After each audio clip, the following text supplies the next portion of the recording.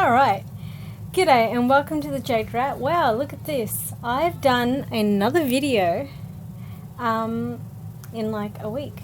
So, today we're going to do a book review for a book that I finished like literally 10 minutes ago, called Like a House on Fire by Cate Kennedy, an Australian author. And this won a couple of awards actually. I'll see if you can see here. The Queensland Literary Award.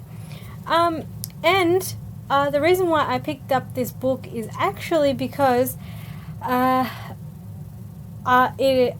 decided to read it as a part of my casual work. So I work as a tutor casually, and I've got a couple of students, and this book is part of the Victorian text pool for year 12, so the final year of high school. And this is one of the books that one of my students is reading, and so I decided to read it too, just to get a bit of context and see how it is. Now, Like a House on Fire is a collection of short stories. I think there are about 4, 8, 12... There are 15 short stories. It feels like a lot more and sometimes a lot less. But there are 15 short stories, and they are all sort of related to themes of family, childhood, and sort of these relationships that people have as people. Like, it's not... they're not crazy like stories. They're very reflective of the sort of struggles that people have in their everyday lives. I would give this book a rating of 63 now, which is, I think, a low score for me, and I don't normally give, and I feel bad for giving a low score, but I'll explain why. And the most sort of important reason why it's gotten 63 is because, and if you read the blurb here, they'll sort of describe everything for you. The stories themselves are really sad. Like, maybe not all of it. I think there's like two out of 15 that are pretty good. They're not really sad or demoralizing in any way.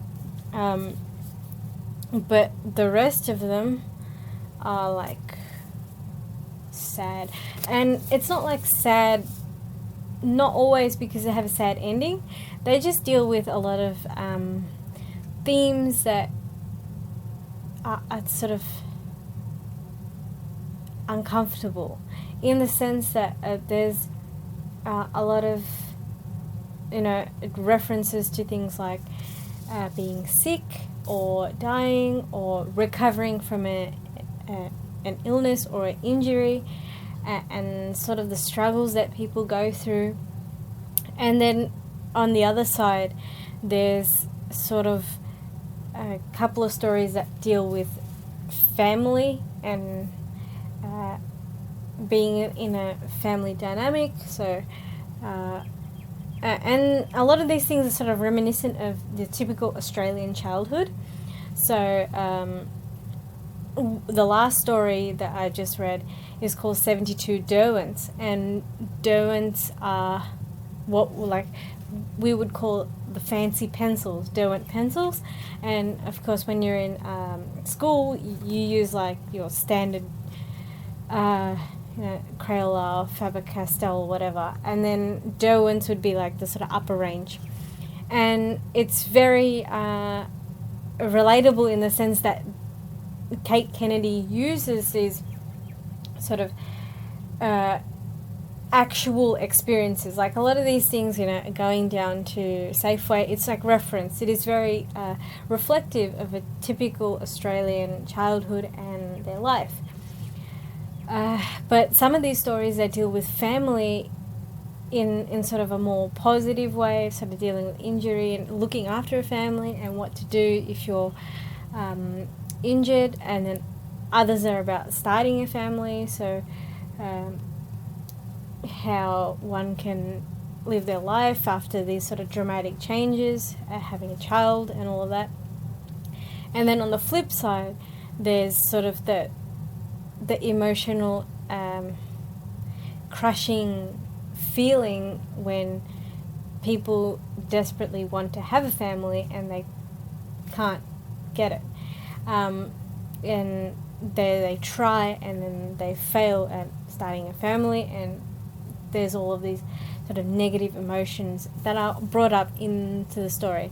And I think because of these sort of negative emotions, it's probably the main reason why I didn't rate it as highly, because it kind of leaves you with this solemn feeling after reading the stories. Most of them. Some of them, there's one or two that are, I think, one's nice, it's about multiculturalism and sort of getting acceptance. And the other is about sort of how negative emotions can sometimes lead to a misunderstanding. And I thought that one was funny, and it was probably my favourite of the lot. It's called Cross Country. And other than that, the writing is really good, actually. The author, Cate Kennedy, she changes up her writing style to sort of reflect the person or the scenario that's being told. So the very last one, which I mentioned, is 72 Derwent, is written as a sort of journal entry by a grade 6 student, so about 12-year-old, and it's got that same storytelling method that children have. They have, like, you know, and then my mum said this and this and that, and there's no talking marks, there's no elaborate sentences. It's just like, this is how a child would speak, and so it's written like that. And then on the flip side, they've got, you know, how a new mother would speak, and what she would think about and what she focuses on, as opposed to how a young, like 20-something cleaner, someone who's just trying to save up money to go to Europe, how they would think, and their views versus the people that they interact with. So how elderly people act and their mindset is different. So I think that's one of the greatest parts of it. She writes in a really well and engaging manner, and that's probably the reason why I didn't absolutely hate this book. Although that being said, a lot of books that they pick out for high school study tend to have these sort of underlying sad themes and a lot of sort of relatable themes that deal with younger people and how childhood sort of affect them and all of that. So if you're looking for an interesting collection of stories, it's not a difficult read, and the stories are mostly engaging, albeit a little bit sad. But I would recommend this to people who like to sort of read these slice of life style short stories. And you don't need too much context behind them. There's not that much explanation. It's just like, this is a snapshot into the life of someone, or someone grieving their parents, or things like that. But yeah, I think that's about it. It's okay. It's not too long. 288 pages. Not too bad.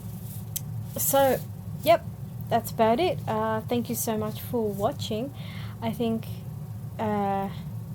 we should get a couple more of these book reviews coming up soon as I go through others in the text list. And if you would like me to go in detail about each of the stories, especially if you feel like you need explanation, or you want to explore the themes of the book, let me know, and I can go through and create a couple of videos related to that.